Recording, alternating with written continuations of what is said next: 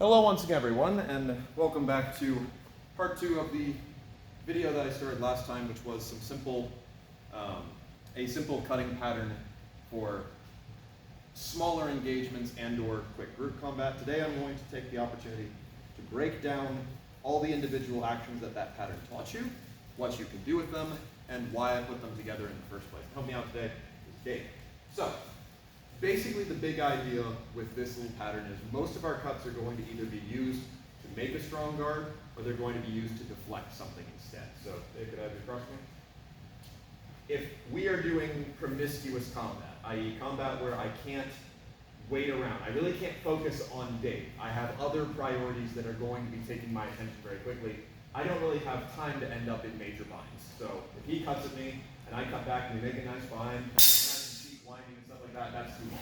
He'll either have already cut around or someone else will be cutting at me by now. I need to deal with him quickly and move on to next threat.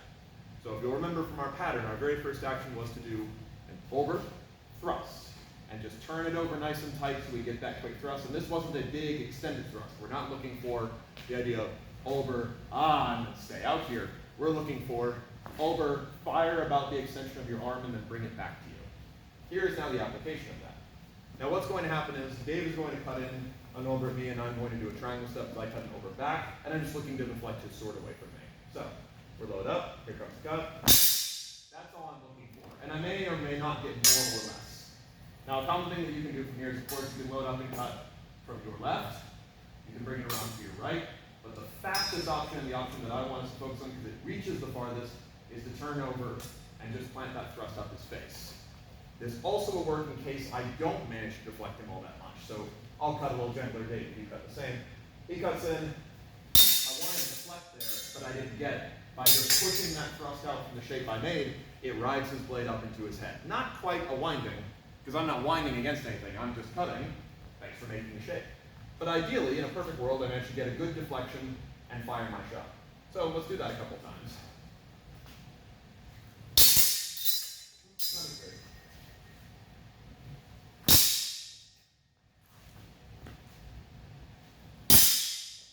Nice and simple, right? Let's switch sides, we'll do it again.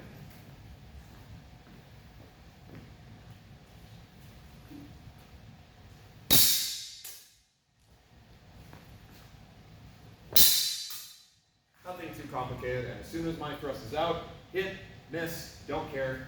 I'm keeping myself guarded and going back to the next thing.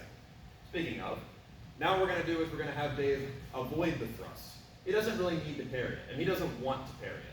If someone shoots out a quick thrust like this and they parry it, you're asking for them to step forward with their next over. Best to just fall back away. Dave put his right foot in. He will now take his right foot back out. So let's just do that part. So he cuts in. I deflect it. I go to thrust. Okay, that's far enough away. It's no longer worth me coming back at him. If he's not loaded up, I could choose to chase him. But if he is loaded up, what I want to look for then is if I stay here, I'm relying on my guard being strong enough against his cut. That's not a safe bet. So I'll use this opportunity to move myself into getting ready for the Mittelhau, so that when he does cut back in, I can deflect this away, and then we have opportunity to cut from our dominant or non-dominant side. So essentially, if he just runs away from me and is not going to come back in, you can stay in Stier. If he is going to come back in, transition from Stier to the Mittelhau to get another deflection and keep yourself safe. So let's do that whole sequence.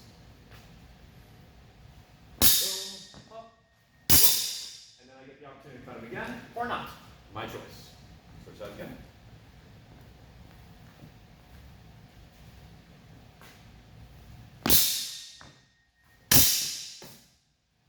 Good. This also can work very well quickly in the field, because I get my pop. Sometimes you'll also blow through, but I want to focus, since he's cutting first, on getting that out of the way. Also works if he's using a different sort of sword. I pop my quick thrust rather than going for a cut, so he will only be able to run away from me or parry so wide that I'll get another opportunity to cut. If I fall short, I stay in guard. If he comes back at me, I go for another deflect rather than relying on my guard to take it. So, that's the first part of the pattern, and all that was over, thrust, middle. Done. Now we'll get into the next part, which is two unters. Now in particular, the thing you want to be drilling with two unters is your exit. Ideally, every time I hit Dave, whack. I shouldn't stick around to find out. I should let myself exit naturally, and there's no better exit really than two unters. The reason for this is because coming forward and parrying an unter is very difficult. It comes up in an unexpected angle, you have to reach down as you're coming forward and it exposes your head. The other reason is that when you unter, you naturally have to step backward or forward. It makes your hips turn. I can do an over without moving. It's much harder to do an unter without wanting to move. The third reason is because when you do an unter, you will always end up transitioning through steer. This guards my head. If someone's going to chase me, I not only threaten them where they don't want to get hit, but I end up covering my head at the end of each action. So how we're going to do this is I'm just going to go ahead and we'll go ahead and make this as bad for me as possible. I'll cut down from my left side, which Dave will avoid. He just won't engage.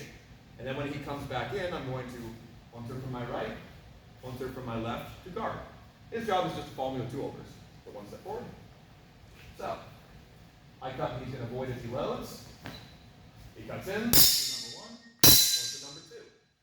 And it's important that I'm doing this as cuts for sake of our drill, not just taking the guard and waiting for him to come down. If I had a mask on, I would be asking him to try and blow through my guard on each of these cuts, because he can't. Once I put it up there, that's as strong as I can make it until I feel that force. If I'm making sure I'm cutting into that, though, there's extra force that is helping me out here, making a little ball of steel. So here's that again. That's that for a bit. One. Number one, number two. It's keep me safe and keep me loaded, so I could choose then to come back in if I so wish. Alternatively, I can just exit from it. Very sparky message today. Now, our next part of the action, so far our pattern is over, thrust, mittel, unter, unter. Next up we have mittel, thrust, over, armed. So, how does this break down?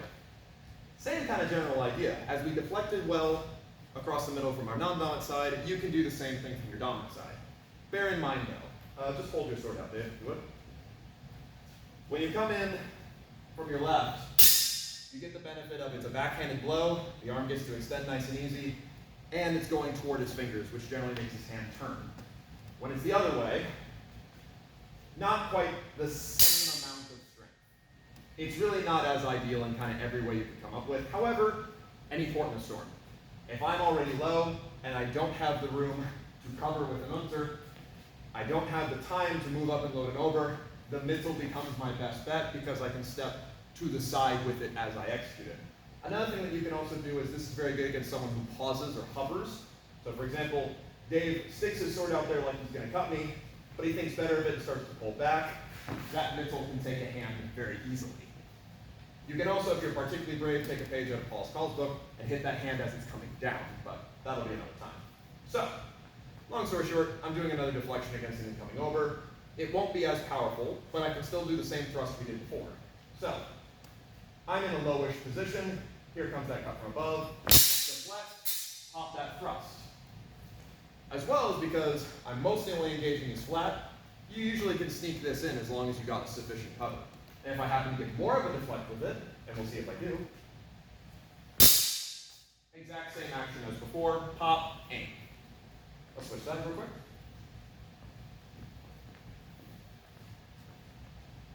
So I ended up low, here it comes. Cool.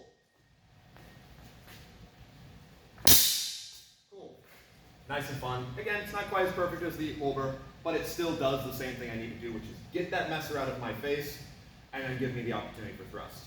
Now, especially since I had to do a mittel, and after I thrust, there's a very good chance that he will try to parry this one rather than just avoid. That's because I go from long wrenching technique to even longer reaching technique. My mittel reaches farther than my over. So, he's now going to go ahead and parry against it, and now I will finally complete by doing the left over. So, he comes in with his cut, I get rid of that thrust, he covers, let yourself turn over and fall into that hole, which because he's having to come back, I have all the room in the world to follow forward with it.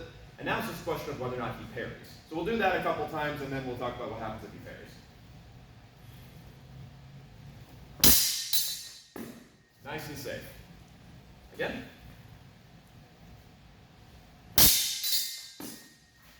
And you notice I also don't necessarily have to step all that far. From my thrust, I just need to turn that hand over And it should really be hitting before my step has even come forward, because I'm hitting him from good range, rather than turning this into this sort of nonsense. By getting to go into extension, I don't have to work as hard, and the messer is very light in my hand right now. Now let's talk about what happens if he starts resisting. Resisting can mean a couple different things. So resisting could mean he parries this downward over. So I've deflected this side, I fired my thrust, which he covered, and I'm coming into this line. Maybe he gets his messer over enough to carry this. But, okay, I'm too close to do anything else. Let's go ahead and move up into something tight. And this is a representation of, we're doing this, standard thrust from essentially right Shia. This could be any close action. It is the left hand now reinforcing the shape and the pressure that I made. That could be me grabbing his messer, that could be me grabbing his person, that could be me grabbing my messer, or both messers. The point of it is, I have a good action over his lead arm. I should push forward.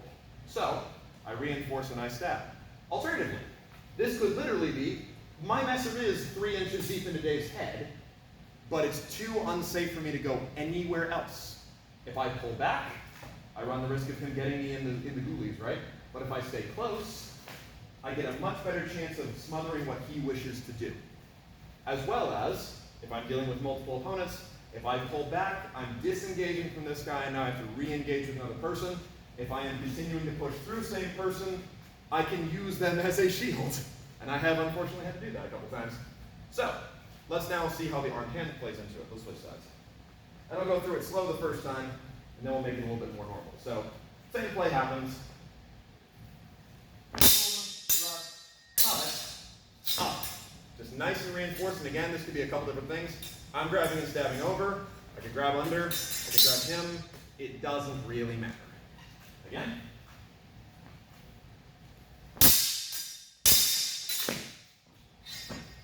One more time.